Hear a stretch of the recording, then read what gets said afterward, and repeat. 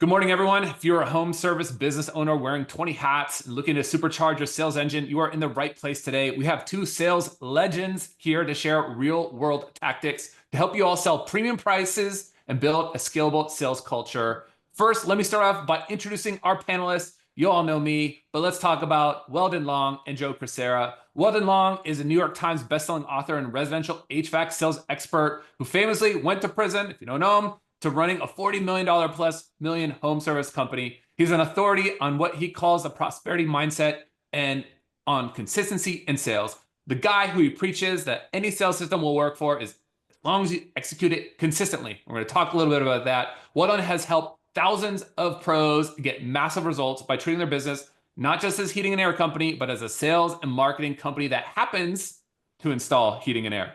I love it. Welcome, Weldon. Thank you very much. I appreciate it very much. And let's just clear the record here. You've got one legend and me. Let's just be clear on who the legend is here. Well, You got me and the legend. You got me and the legend today. Let's introduce our second legend here today, Joe Corera. He's known as America's service sales coach. I've known him for a long time, also known as Uncle Joe, as his AKA. He's been in the industry 40 plus years. He's lived the struggle so many of you guys faced. He nearly went broke until a mentor taught him how to sell value instead of price. And Joe turned that around, built a system that helped him, and now over, gosh, I don't even know, 33,000 contractors, pros, tens of thousands. It's crazy. He's the author of What Should We Do? And by the way, we might give some stuff away at the end of the show here, so stay tuned for that, if nothing else. But he's a master at teaching techs and owners how to present premium options so that customers happily pay for a more better service. Joe, thank you for being here today. Well, thank you so much, Roland. And I want to say thank you to all the people who use House Call Pro. I know you're some of the hardest working people out there in our world, grinding it out in the crawl space, in the attics, behind the walls, in the garages, and everywhere. And I want to say thank you for the service you provide our country. And I want to say thanks to Weldon, too, because, Weldon, I wasn't in actual prison, but I was in financial prison, which is just as bad as probably worse than actual prison, actually. More And stress, brother. his book inspired me too. And when I wrote my book, I had him in mind. On my bucket list was getting Weldon to read the book and also recommend it, which he's done that. So it's so nice he would do that. And I'm so honored to be here. When I saw Weldon on stage, and I was like, dude, this is somebody that I want to have in my life. So definitely, I'm happy to be here. All three of you, Roland too. Same thing with you. When I met you, I was like, this is the kind of person I need to have in my life, and I'll be more successful. Thank you for both being here and inviting me. Thank you, Joe. Yeah, definitely. Well, let's kick things off here. And I want to start it off by just getting personal first. I think both of you guys experienced these like turning points that led to success. I think Weldon, going from prison cell to absorbing books. We can talk about, the things that you kind of recommend. And Joe, you had your aha moment after nearly losing your business. So for our audience of owners, for our pros here, what's the single biggest mindset shift that each of you had to make in order to go kind of from struggling to more successful? What's that mindset? Because I feel like that's where we have to start with. And then all these other tactics and tips and frameworks, they kind of all fall from there, but we got to set our minds right. So maybe Weldon, if you'd like to start off, like what's that mindset shift and how do you describe that? Yeah, first of all, let me just agree with Joe that I do believe that financial stress can be worse than prison stress, because there's nothing quite like waking up at 6 o'clock on a Friday morning, not sure how you're going to make payroll in a couple of hours. That's true living right there. The shifts for me was really kind of twofold. Number one, personal responsibility. When I was in prison in 1996 and my father died, I was in the middle of a 13-year sentence, or 13 years total that I did out of 17.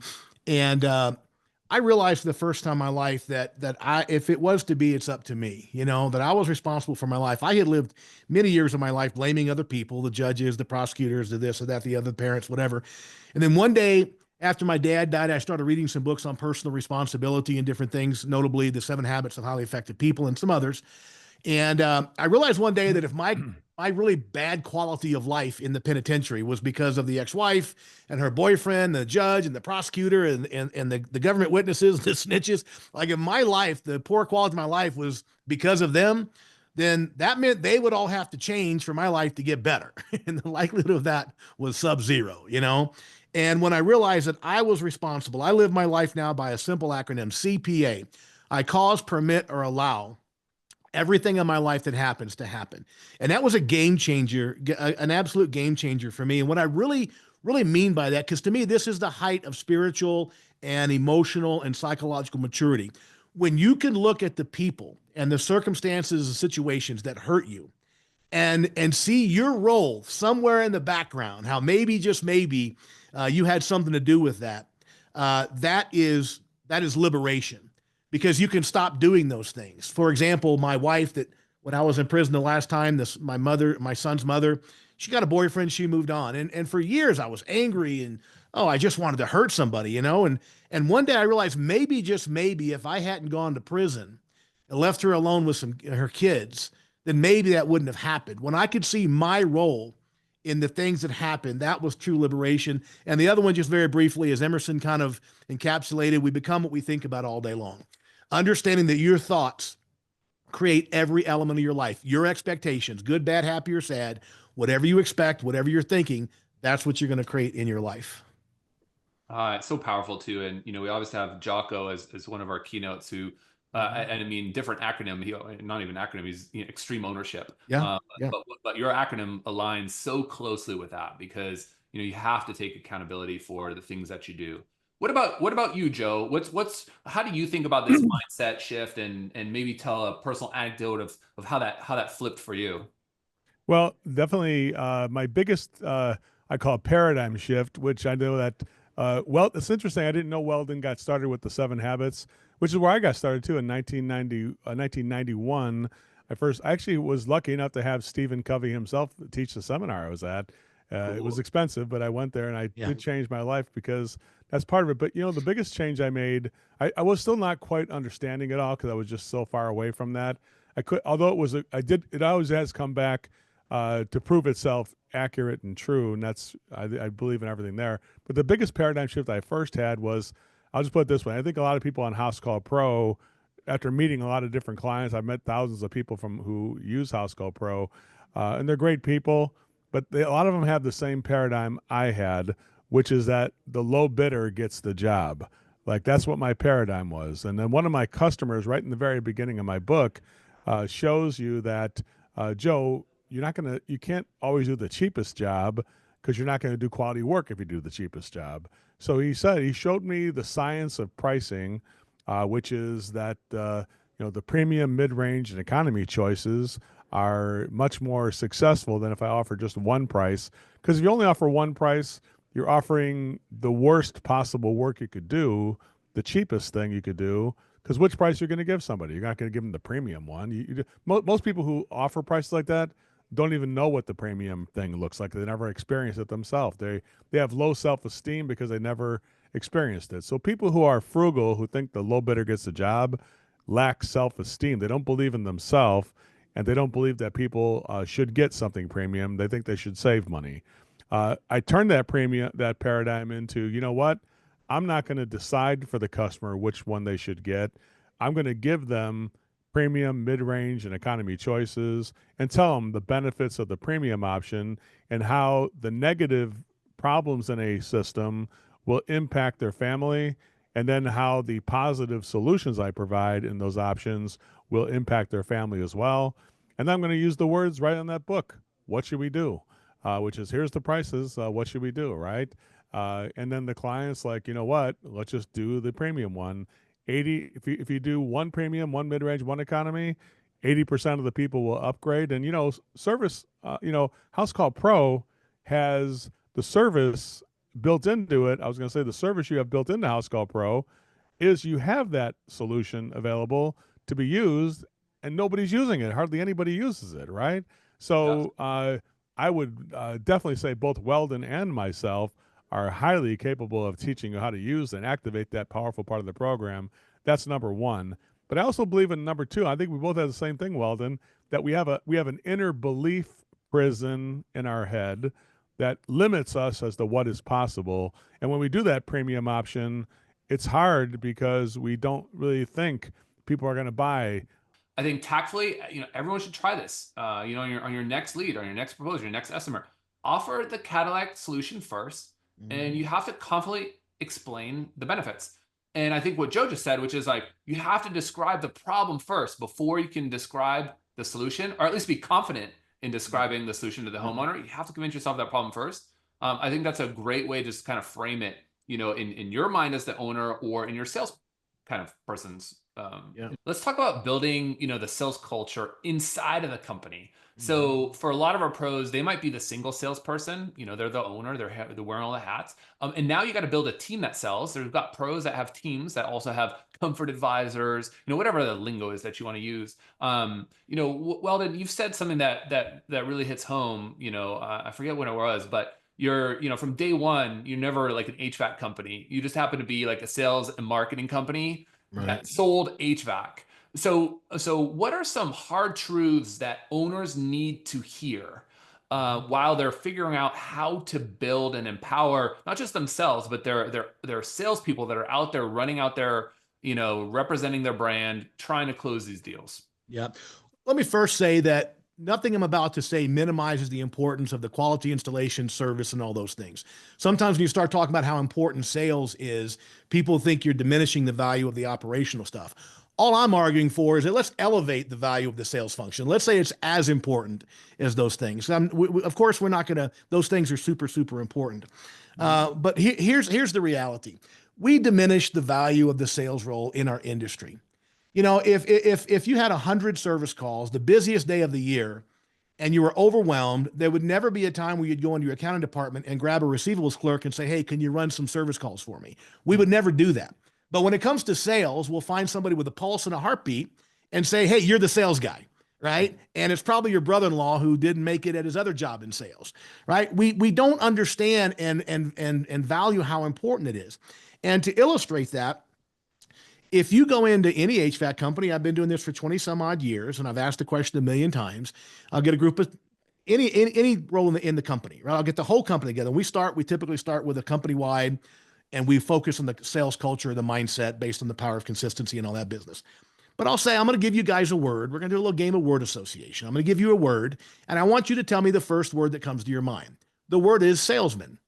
And 70% of the people will write down a negative word: pushy, high pressure, sleazy, whatever the case is.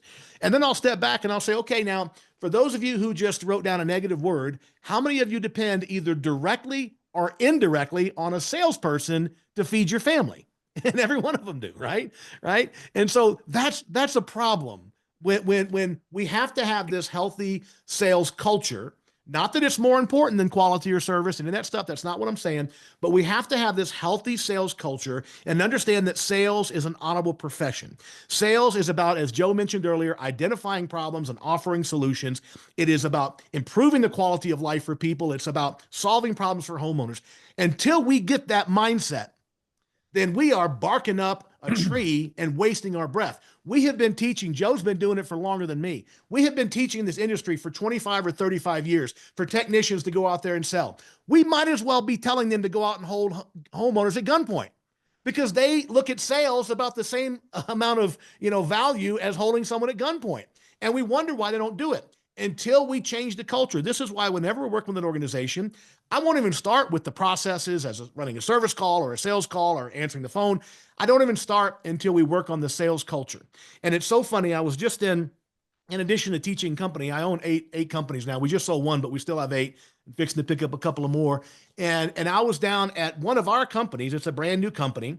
And it was my first on-site visit with them. And we talked about the mindset and the culture and the expectations.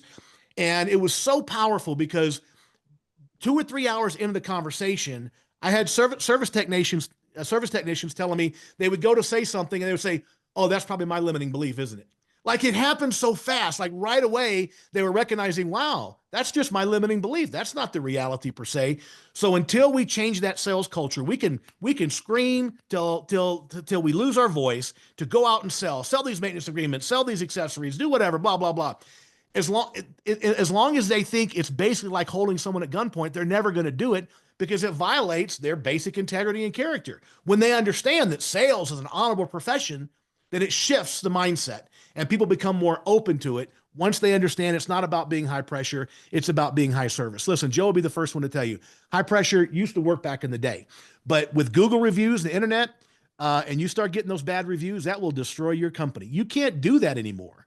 It's about going in there. It's about being high service, identifying the problems, offering solutions. And as Joe said, what should we do? Right? What do you want to do about these problems? It's as simple as that.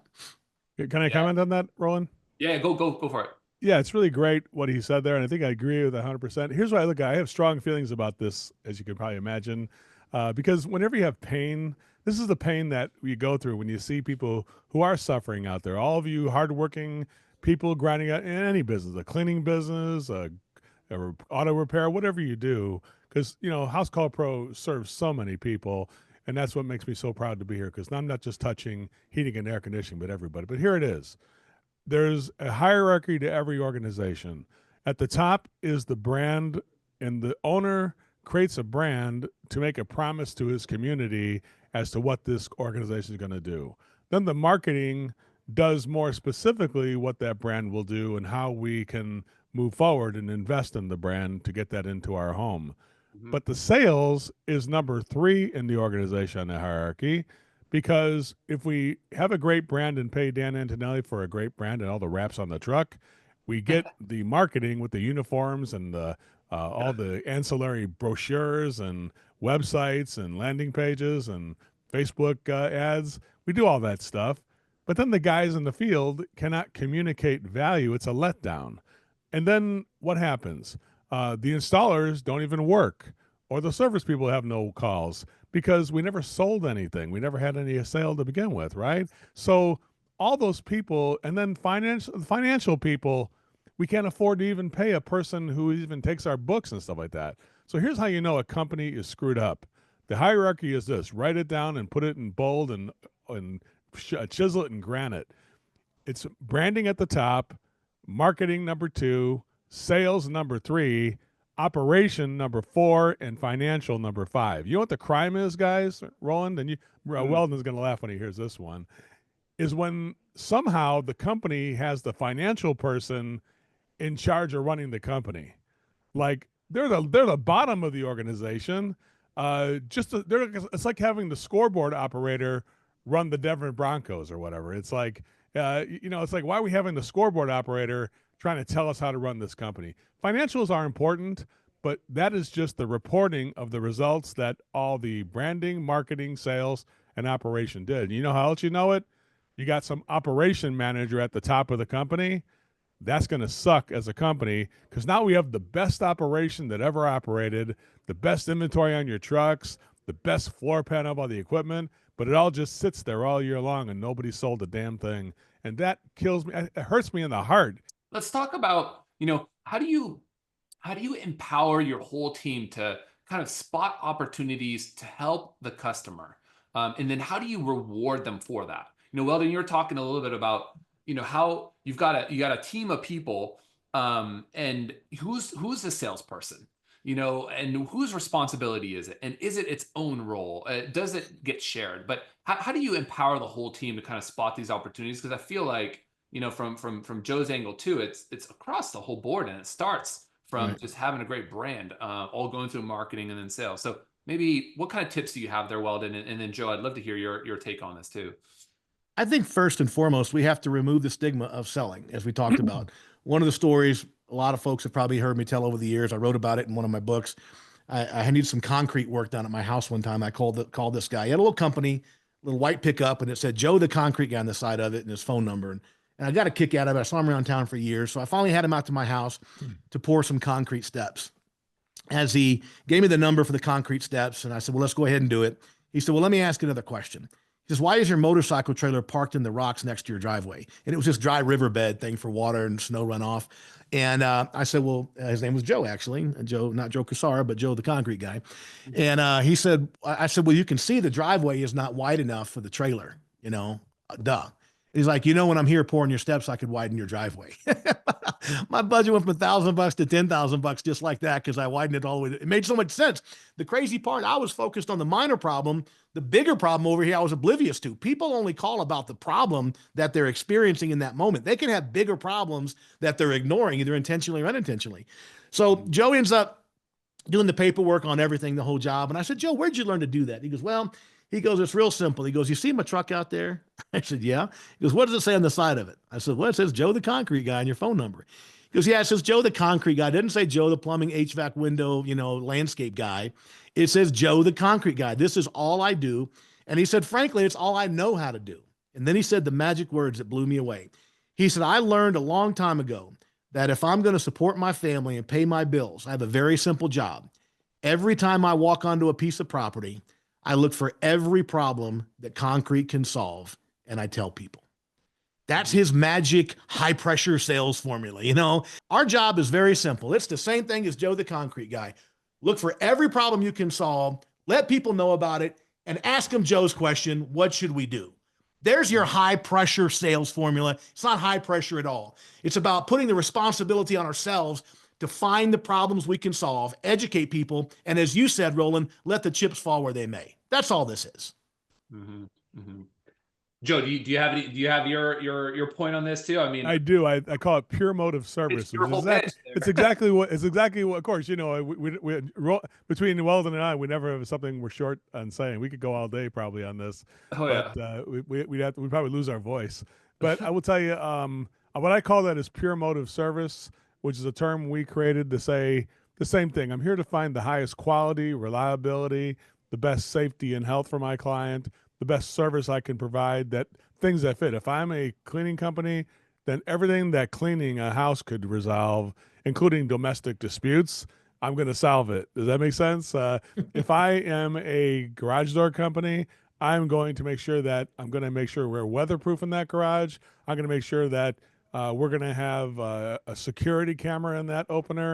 I'm going to make sure all the things that a solution can do is going to make it happen, right? And, pure motive service is the motivation. I think Weldon brings up a good point, is that the reason why I fell in love with him the day I met him. It was the easiest thing I ever did was fall in love with Weldon Long. And the reason is I saw in his heart what the motivation, I think, honestly, that's why he is successful. I mean, we could bring up all the negative things about his beginning of his life and stuff like that.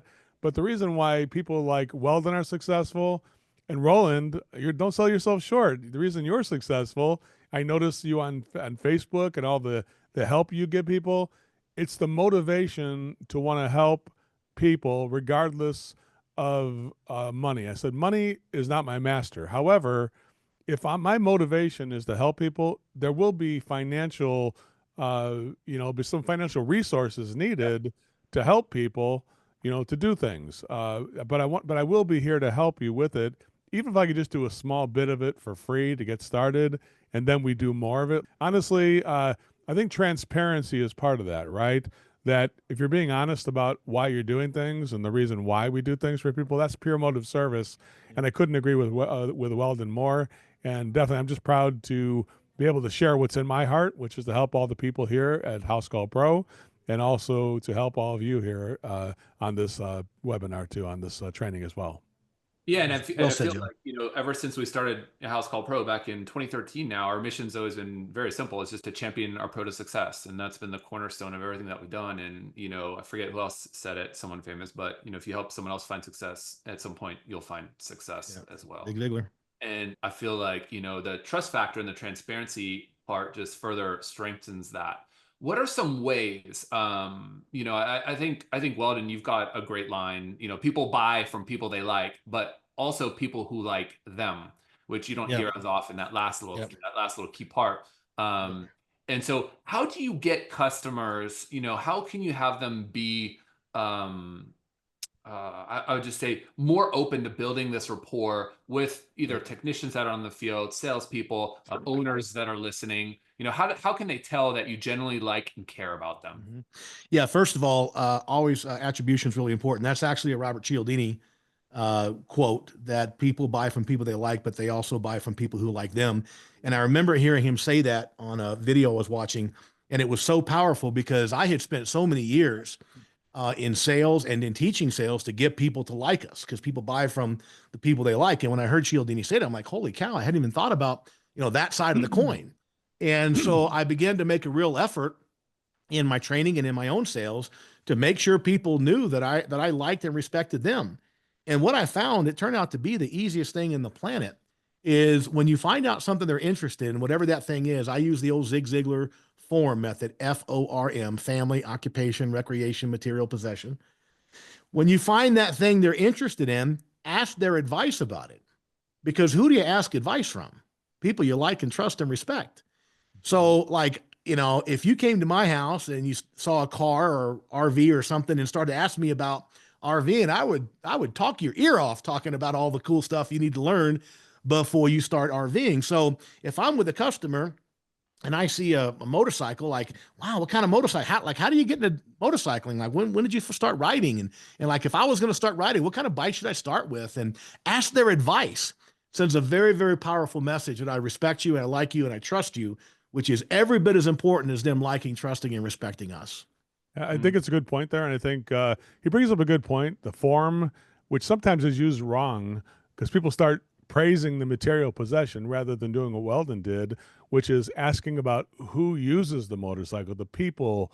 So people are more important than things, Roland. That's the big thing to remember here, is that the material possessions we have are worthless and just sit there inanimate unless a person uses them. Makes sense? Like Yeah. everything we have, hot water heater is worthless without people who live in a home.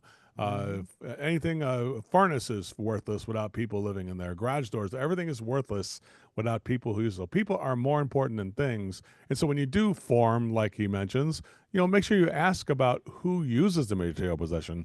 What do you like most about it and those type of things. But I think what we also termed here at Service MVP is a thing called magic moments. On top of that, I also feel when you see people make an effort, it's so rare to praise the effort of other people to do stuff. Like if I were to say a magic moment about you, Roland, I would say, thank you for making the effort to blocking out your time. And Weldon, thank you, because I know you got a massive schedule with all the stuff you do with the professional EGA company and how much stuff you contribute to all these people. I want to say thank you for blocking this effort and blocking this time to be with you, because I feel good and I feel honored to be here. And it's authentic because I know everybody did make a massive effort just to schedule this thing. It took a massive effort. And I want to say how much I appreciate that and how much I feel about that. And that's called a magic moment. If you do that with customers, you praise the effort, you share how you feel, good feelings, and you thank people and have gratitude. That doesn't cost anything, but it creates a tremendous amount of value. And I hope that helps you feel better about all yourself. That's what I hope. Yeah, I mean, and now I feel freaking great. Hey, Joe, I just want to say you gave me the magic moment today. Line of the day, folks. Line of the day.